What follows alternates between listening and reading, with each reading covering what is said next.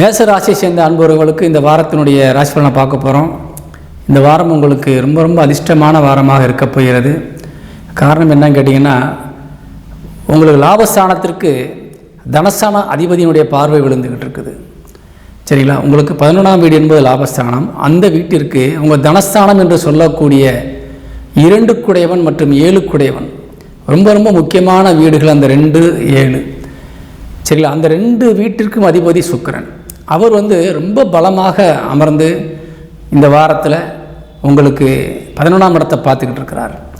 11ஆம் இடத்தை பார்ப்பது இன்னொரு கிரகம் பார்க்குது, சுக்கிரனோடு சேர்ந்த கேது. அந்த கேதுவும் 11ஆம் இடத்தை பார்க்குறாரு. அந்த கேது யார் சாரத்தில் இருக்காருன்னு பார்த்தீங்கன்னா, பூரம் நட்சத்திர காலில் உட்கார்ந்துருக்கிறாரு. பூரம் என்பது சுக்கிரனுடைய நட்சத்திரம். சுக்கிரனோடு இணைந்து கேதுவும் பார்ப்பதனால ரொம்ப ரொம்ப விசேஷமாக இருக்கும். அதே மாதிரி இந்த சுக்கிரனும் தன்னுடைய சுயசாரத்தில் 26ஆம் தேதி வரப்போகிறார்.